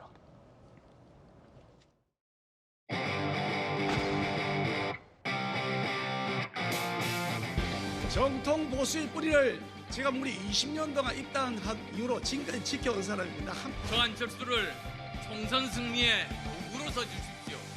민주당을 괴멸시키고 반드시 170석 총선 압승 이뤄내겠습니다.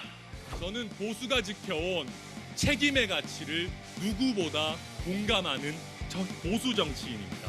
보수는 허황된 말로 국민을 속이지 않습니다.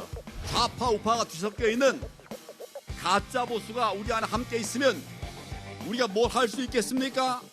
정통 보수 가치에 적합한 사람을 뽑아야 되지 않겠습니까? 자, 발언 들어보셨습니다. 김기현 후보와 안철수 후보가 서로를 저격했습니다. 들어보시죠. 대통령 손발이 맞아야 될 것 아닙니까? 대통령과 공주가 협력을 해야 되는 그런 부부 관계인 것이지 서로 따로 떼어놓고 사는 그런 별가는 관계가 아닙니다. 줏대 없이 이리저리 끌려다니는 당대표, 힘 빌려 줄 세우기 시키고 혼자 힘으로는 설 수 없는 당대표, 이런 당대표로는 총선에서 이길 수 없습니다. 자, 그런가 하면 이 탄핵 언급에 대해서 대통령실이 입을 열었습니다. 어떤 입장일까요? 국정에 열심히 임하는 대통령, 전당대회에 끌어들이는 건 부적절하다. 자제해달라고 여러 번 말씀드렸다. 탄핵 발언에 대통령실은 원칙적인 자제, 부적절한 발언이다라는 입장을 밝혔습니다. 안철수 의원이 이 탄핵 발언을 한 김기현 의원을 강하게 비판하고 있습니다. 대통령을 자꾸 전당대회에 끄집어 넣는 것도 옳지 않다고 생각. 연포탕 강조했는데 오히려 당을 분열의 늪으로 몰아넣었다라고 김기현 후보를 강하게 비판하고 있는 상황입니다. 자, 그러자 김기현 의원은 내 발언을 안철수 의원이 왜곡하고 있다라고 맞대응했습니다. 들어보시죠. 전 대통령에 대한 탄핵 얘기를 한 것이 아니고 다시는 그런 과거를 우리가 반복해서는 안 된다라고 제가 얘기한 건데 당의 대표가 되시겠다는 분이 없는 말을 자꾸 왜곡하면서 그거는 좀 자제해 주셨으면 좋겠다. 김기현 의원의 탄핵 언급이 김기현 의원에게 다소 부담이 되는 국면으로 흘러갔던 탓이었을까요? 장제원 의원이 등장해서 얘기를 꺼내들었습니다. 당정이 분리돼서 계속 충돌이 됐을 때 정권에 얼마나 큰 부담이 됐고 정권이 얼마나 힘들어졌는지를 강조한 그런 발언이라고 생각이 들고 노무현 대통령께서 당정 분리 이 문제는 다시 한번 생각해 봐야 된다라고 얘기하지 않았습니까? 미국 같은 경우에는 대통령이 후보를 지지할 수도 있어요. 김재수 의원님, 이 탄핵 발언의 어떤 후폭풍인데 안철수 의원은 김기현 의원에 대해서 강력하게 지금 비판을 계속 연일하고 있고 김기현 의원은 장제원 의원까지 지금 등판을 해서 왜곡을 하고 있다라고 맞대응을 하고 있는데 누구 말이 맞는 겁니까? 그 김기현 의원의 뜻은 알겠습니다만은 그리고 뭐 장제원 의원도 부연 설명을 해서 그냥 뭐 과거의 사례를 언급한 거다라는 말씀은 하셨습니다만은 기본적으로 국민의힘 그 저희 당원들 같은 경우에는 탄핵이라는 단어만 들어도 트라우마가 생겨버리거든요. 왜냐하면 국민의힘을 오랫동안 지지했던 분들이 겪었던 가슴의 상처 같은 것들을 생각해 보면 탄핵이라는 발언 자체가 그것을 과거를 의미하든 아니면 앞으로 이런 일이 있을 수 있다라는 말을 시사를 하든지 간에 그 단어 자체가 주는 부정적인 감정들을 사실은 부인하기는 어렵다고 생각이 됩니다. 그런 의미에서 과거의 사례를 언급하고 안철수 의원이 지금 당대표로서 부적합하다는 말씀을 하시려고 했었던 것은 제가 잘 알겠지만은 이런 탄핵 국면 자체가 여당의 전당대회 주요 이슈로 드러난다는 것 자체가 저는 우리 국민의힘 지지층뿐만이 아니라 다른 중도층이나 민주당 지지층들이 보기에도 그렇게 좋은 모습은 아니라고 생각합니다. 저희는 또 여당 아니겠습니까? 여당의 전당대회가 탄핵이냐 아니냐 이게 뭐 과거를 의미하느냐 뭐 현재를 의미하느냐라는 논란 자체가 저는 대단히 부적절했다고 하고 이제는 컷오프가 됐고 4명의 당대표 후보자들 가운데서 누가 정말 여당 대표로서 적합하느냐를 따져야 되는 것이기 때문에 이런 어떤 부정적인 내용들을 언급하기보다는 자신들의 좀 비전들을 보여주면서 윤석열 정부의 어떤 성공을 위해서 어떤 아젠다를 내놓을 것인가 이런 얘기들을 하는 국면으로 좀 빠르게 전환이 됐으면 좋겠다는 생각을 갖고 있습니다. 예, 자 지금 이 김장연대의 또 당사자들이에요. 김기현, 장제원 의원은 탄핵 언급의 취지는 과거에 그런 일이 되풀이되지 않도록 하기 위한 단합을 도모하는 취지였다라고 나서서 해명을 했습니다. 그러자 안철수 의원이 추가로 기자들에게 궤변이다라고 일축을 한 발언도 지금 보도가 되고 있는데 김효은 전 대변인께서 보시기엔 민주당에서 볼 때는 뭐 누가 말이 맞아 보여요? 근데 지금 저는 그 국민의힘 전당대회 약간 피로감이 좀 생기는 것 같습니다. 그러니까 지금 전당대회 얘기가 거의 작년부터 나왔거든요. 그 횟수로 2년째인데 그리고 어제 합동연설회가 시작했으면 앞으로 계속 합동연설회 때 무슨 단어가 나올까 이게 좀 사실 궁금할 정도도 아닌 것이 굉장히 부정 언어가 나오고 있지 않습니까? 김기현 후보는 안철수 후보한테 탄핵이라는 딱지를 붙였고요. 안철수 후보는 김기현 후보한테 분열이라는 지금 딱지를 붙이고 있습니다. 서로 그렇게 공격을 하는데 아무리 그 선거지만 당 내에 경쟁자들끼리 저렇게 험한 말을 주고받을 때 앞으로 어떻게 갈 것인가. 계속 얼굴 보고 같이 같은 당에서 정치하셔야 될 텐데 말이죠. 그러면 아니 당의 단합을 위한 전당대회가 과연 앞으로 단합을 해서 윤석열 정부와 함께 손발을 맞출 것인가.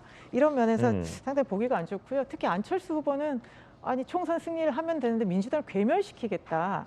이것도 굉장히 뉘앙스가 다르거든요. 뭐 내년에 총선을 승리하겠다는 것이 민주당을 어떻게 보면 없어져야 될 그런 조직으로 본다. 굉장히 저는 그러니까 적의적인 그런 단어도 사용하는 걸 좀 지양해야 될 것 같고요. 저는 앞으로 장제원 의원이 저렇게 깜짝 자주 등장할 것 같습니다. 예. 왜냐하면 대통령실에서 공식적으로 나서기 어렵기 때문에 장제원 의원이 아까 저것처럼 직접적으로 나서거나 아니면 간접적으로 언론을 통해서 메시지를 전달하는 그런 방식으로 어떻게 보면 잘 짜여진 각본이랄까요? 그렇게 아마 전당대회가 흘러갈 것 같습니다. 자, 그런가 하면 안철수 캠프 측에서 대실관이라는 신조어를 꺼내들었습니다. 김영우 캠프 선대위원장인데 안철수 후보 국정 운영의 적이다. 대통령실 관계자들이 발언. 윤핵관을 가니 대통령실 관계자, 대실관이 나왔다. 대통령실은 왜 중립이라고 밝히지 않느냐라고 대실관을 비꼬기도 했습니다. 윤핵관 가니 대실관이 왔다. 그런가 하면 이준석 전 대표가 SNS에서 윤핵관이 보냈다며 카톡 캡처를 공개했습니다. 윤핵관이 보냈다며 최고위원 누구누구 찍어라, 당대표는 누구 찍어라, 소위 오다를 내리는 카톡을 보냈다라고 이준석 전 대표가 주장을 한 건데요. 그러자 배현진 의원이 반박을 했습니다. 어처구니가 없어서 주작, 스스로 만들어낸 거 아니면 윤핵관 누가 돌렸는지 이름 공개하라라는 약간 일종의 흙탕물 공방 같은 측면도 조금 있습니다. 그런가 하면 천하람 후보는요. 총선 때 한동훈 법무부 장관 영입하겠다라고 밝혔습니다. 본인이 생각이 있다면 한동훈 총선 영입 얼마든 환영. 다만 빨리 정치권으로 진입하라고 하고 싶다. 막판 투입은 공천 파동 요인될 수도 있다. 김재섭 비대위원님, 네. 어떻게 보십니까? 천하람 후보가 어떤 가지고 있는 지지층, 지지세 같은 것들이 생각해보면 과거에 이준석 대표를 지지했던 분들을 중심으로 하고 또 천하람 후보 자체가 가지는 또 이 지지층들이 또 있습니다. 이제 이들이 합쳐져서 지금 현재 천하람 후보의 지지층을 형성하고 있는데 천하람 후보 입장에서는 뭐 3위, 4위 이렇게 언론 보도에서 나오고 있지만은 이제 1, 2위로 가기 위해서는 말하자면 또 다른 의미의 중도 확장을 해야 되잖아요. 그러니까 자신을 지지하지 않는 전통적인 보수 지지층들 가운데서 자신을 그렇게 좋아하지 않는 사람들에 대해서 손을 내밀어야 되는데 한동훈 장관이 가지고 있는 당내 입지라고 하는 것이 굉장히 좋습니다. 저희 국민의힘 지지층들 가운데서 한동훈 장관을 싫어하는 사람 제가 본 적이 없습니다. 그렇다 그러면 한동훈 장관과 내가 손잡을 수 있는 사람이다. 한동훈 장관을 같이 총선에 출마를 하면서 우리 지지층들을 더 붐업시키겠다라는 메시지를 지금 하고 있는 것이고 천하람 후보를 지지하지 않는 분들에게 이렇게 적극적으로 손을 내미는 어떤 전당대회 전략으로서 메시지였다고 생각이 되고요. 아마 그런 의미에서 천하람 위원장이 아마 많은 생각을 하고 던진 메시지가 아닐까 그렇게 생각합니다. 예, 전당대회 관련해서 각 후보들의 이야기들 전해드렸습니다. 저희들은 60초 광고 보고 돌아오겠습니다. 잠시 후에 뵙죠. 예, 오늘 저희가 준비한 소식 모두 다 전해드렸습니다. 저희는 내일 아침 8시 50분에 인사드리겠습니다. 오늘 하루는 분명 어제보다 나을 겁니다. 좋은 하루 되십시오. 고맙습니다.